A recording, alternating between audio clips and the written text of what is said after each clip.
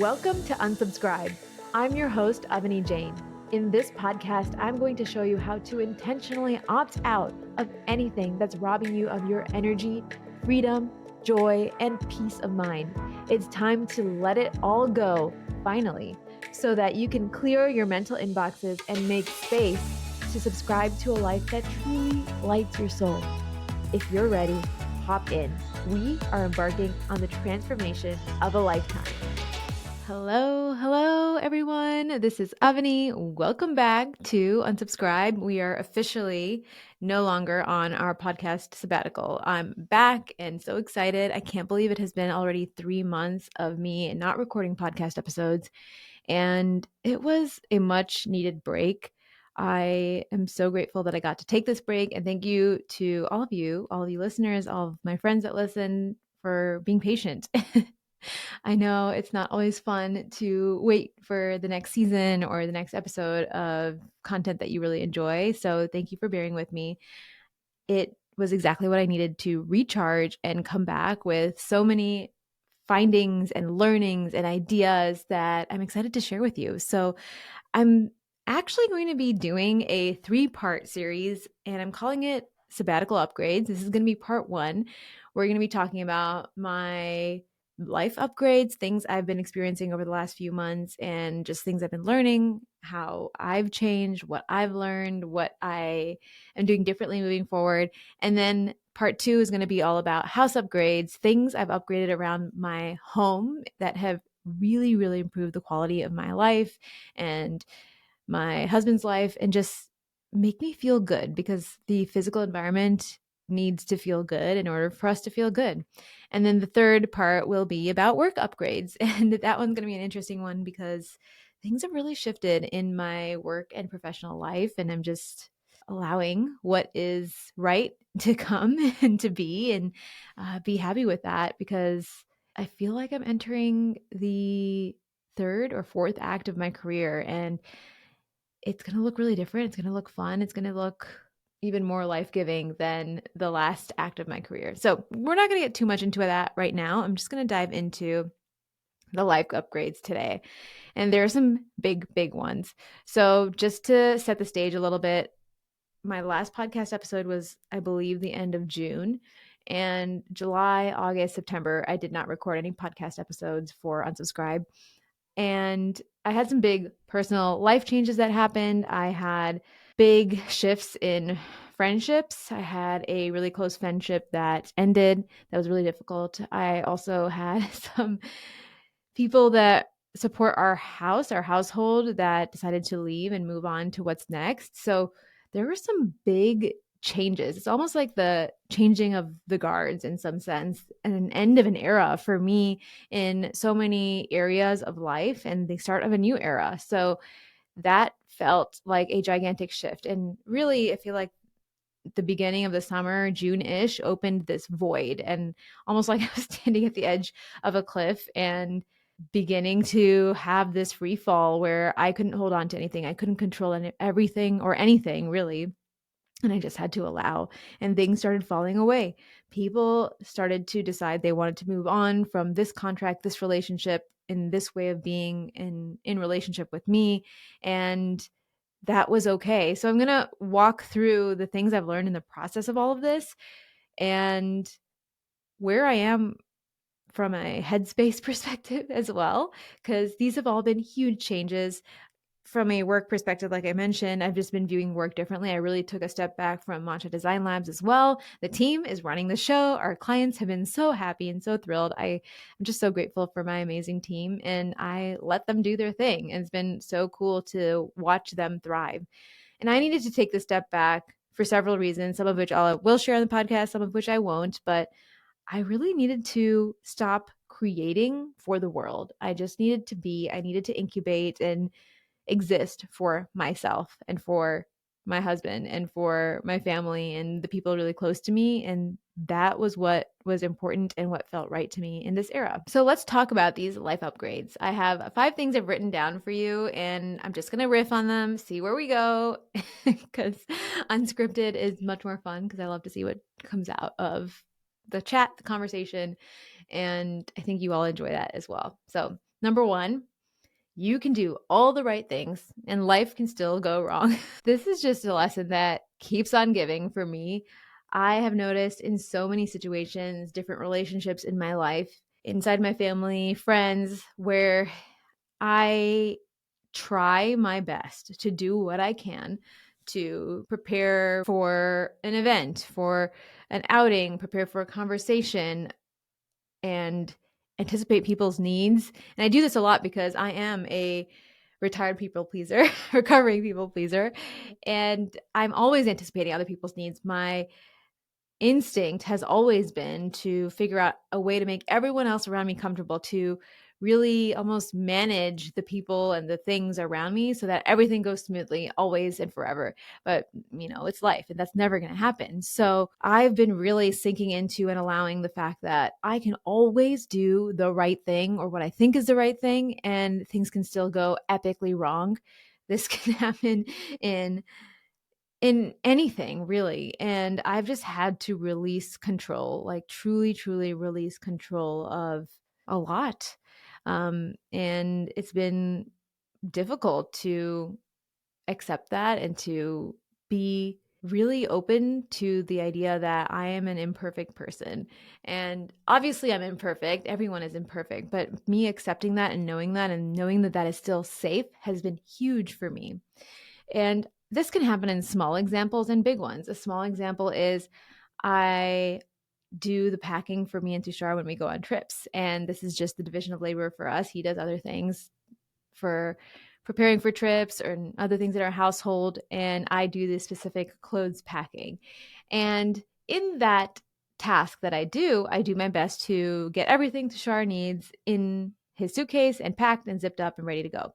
Inevitably, once in a while, I will forget something.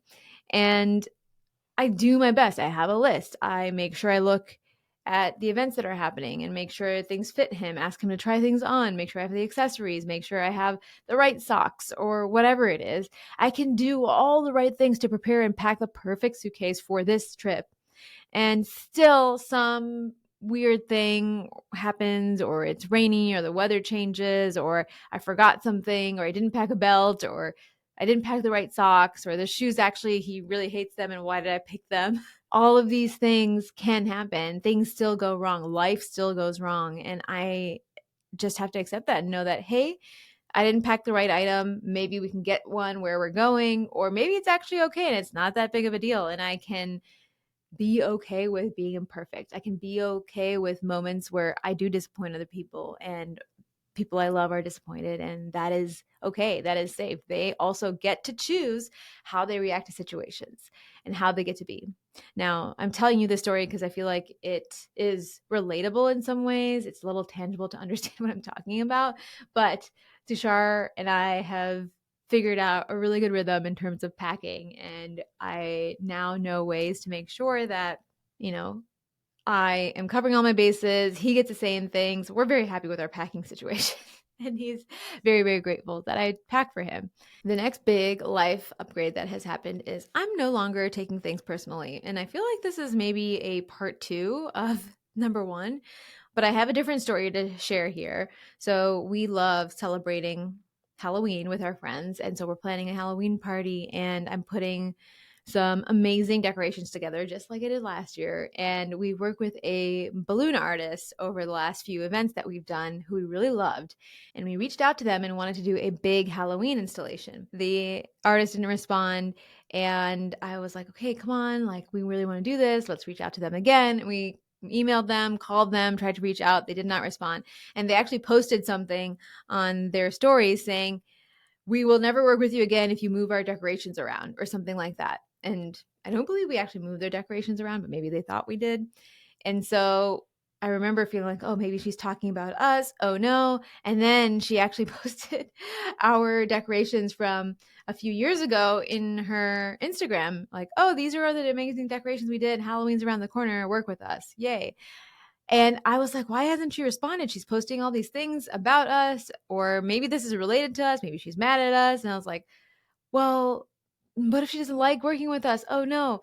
And I was like, hold up. We are the ones paying her for her services. We're very good clients. I know we are. We're very grateful, gracious, understanding when things go wrong.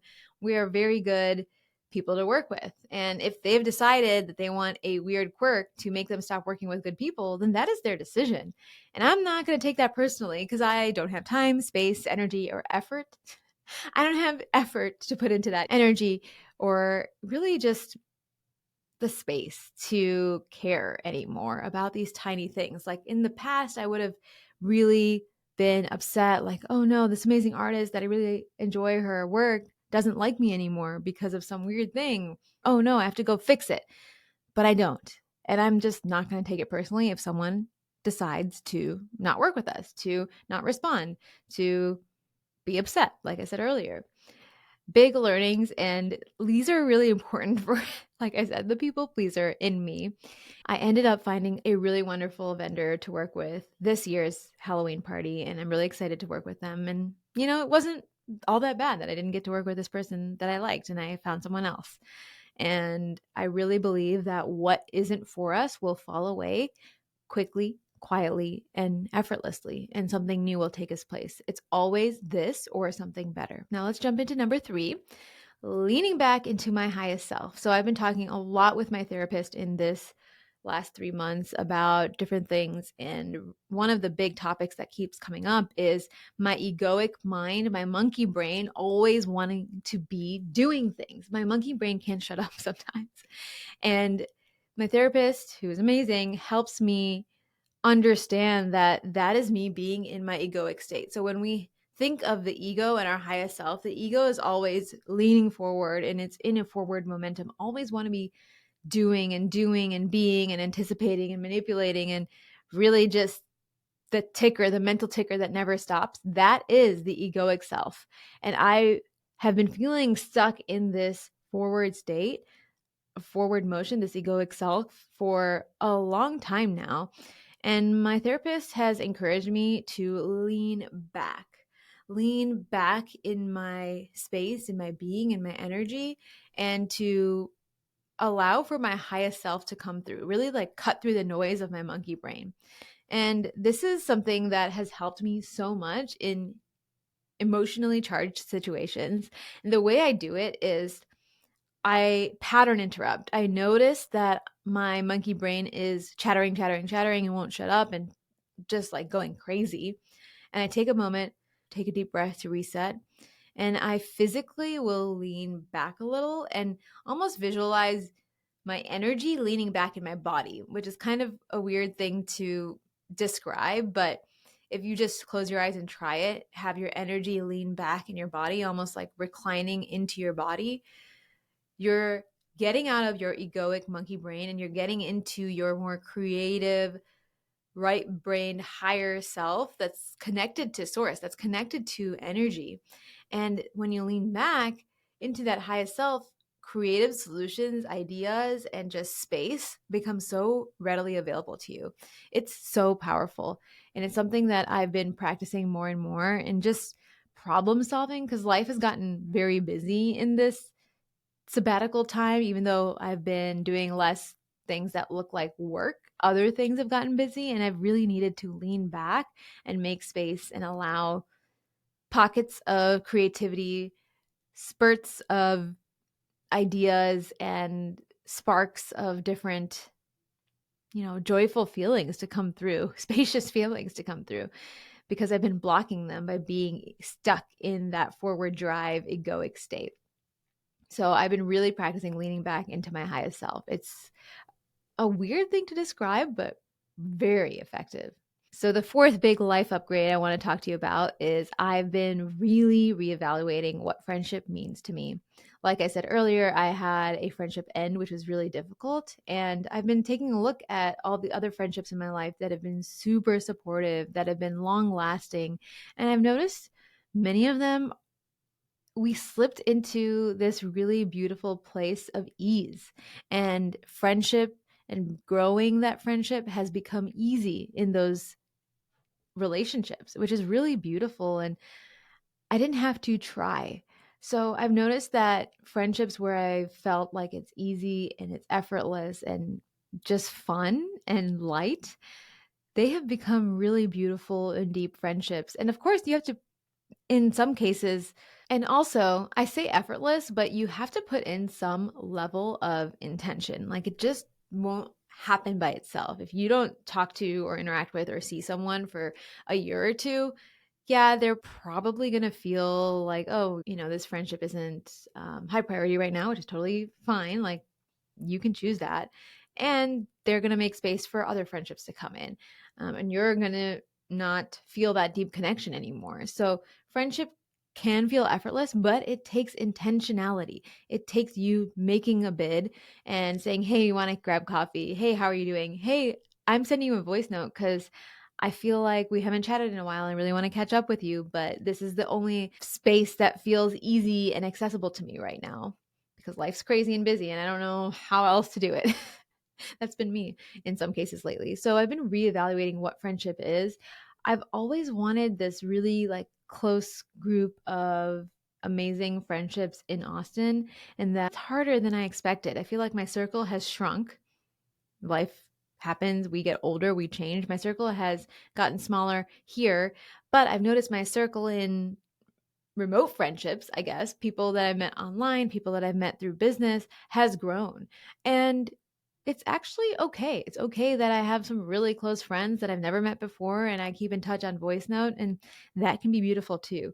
I'm just really allowing and accepting that feels supportive, that feels good. I might not see them all the time. Maybe I only see them once a year, like my amazing friend Celia who lives in Estonia. And we still have a really deep, beautiful friendship. And I consider her one of my closest friends. Like that can be okay. It's okay to have what your version of friendship looks like be different. You don't have to have 10 girlfriends who you hang out with and get drinks with all the time. That's just not how it is for me in this era of my life. And honestly, in the last, I would say 5 years, it hasn't been like that. I just don't have that. And that's not what I want, I don't think. I'm open to that. Like if that becomes what I want in friendship in a year or two or later, I'm open to it. But that's just not what's available for me or what I want or what feels good right now. I'm here for one-on-one deep matcha walks that feel so invigorating and bring my soul alive. I'm here for beautiful voice notes where I get to really share the deepest things in life with people I'm cheering on the other side of the country or the other side of the world. And that feels good. And that is okay. That's beautiful. That's amazing, in fact. So that is number 4. And number 5, the fifth life upgrade that I want to talk to you about is communication with Tushar, my husband. So we communicate very well. In fact, when Tushar and I started dating, he told me one of the things he values the most and is most important to him in a relationship is communication. And it's really great because I've prioritized communication more and more because I met him. And we are just so good at talking to each other and communicating with each other, listening to each other, and holding space for each other. I love that about our relationship. And I've noticed there have been things that we've needed to make decisions on with our home renovation, with other things, calendar wise in life, where we're just so busy. He's busy with work, I'm busy with other things, and we just haven't been able to have touch points to talk about them in our day. And that can be difficult because, hey, we want to hang out with this friend. When can we do that? When can we schedule this lighting meeting that we have to go to? When can we schedule this other thing? And it just piles up. And then I have this list of 10 things I need to talk to Tushar about. And instead, what I decided is we have created a joint private Slack channel just for us where we talk about different things. So we have a Slack channel for home stuff that's private. We have a Slack channel for the calendar and scheduling stuff that's private. And it's easy for him because he already uses Slack with work. And so I'm able to ping him and ask him questions and he can respond to it easily because it's already in his workflow and it's already in my workflow as well because I use Slack with Matcha Design Labs and my team there and with Unsubscribe. So I am just so excited about this new found upgrade in our relationship, which is communicating on Slack for like logistical things, for ordering things, for making decisions on like, hey, I found these inspo pics for the sauna we're making. What do you think? We don't have to have a 10-minute conversation about each and every one of these things. They can be quick chats where I send visuals or I send a thought, an idea, and we make a decision together asynchronously. And it's just such a beautiful way to work and operate and gives us time back when we're with each other in person and we can just be ourselves and not have to have this huge to-do list of things to talk about or make decisions on. And so I'm so grateful for that discovery. And I'm almost like, why didn't I decide to do this sooner? I don't know, but here we are. Slack to communicate about logistics with your partner. It is a game changer. Like email, things get lost in email, but Slack, I feel like, can be much more organized and just so much easier to use. And I love ClickUp, but Tushar will not use ClickUp. It's one of the things that we disagree on very, very strongly. He loves his Apple Notes, and I love my ClickUp. It's funny. It's like there are these memes where people who, unpack as soon as they get back from their trip and people who wait 10 days to unpack. They're two different types of people and they find each other and get married. And that's kind of us. Like Tushar is the Apple Notes to-do list person, and I'm the ClickUp, let's be organized and have a system person. And we found each other and we got married. and it works great. I'm so excited because we are not done. We have home upgrades coming up next week for part 2 and work upgrades coming up next week for part 3. And so I'm just feeling so good about sharing my findings in these last 3 months with all of you. And if you like it, if you want to hear more about certain things, please DM me and let me know on Instagram at Avani Jain. And I want to thank all of you from the bottom of my heart for being here. Thank you for listening. Thank you for encouraging me and sharing what's landing really beautifully with you or resonating with you. I appreciate all of you so much, and I cannot wait till the next podcast episode. I'll talk to you soon.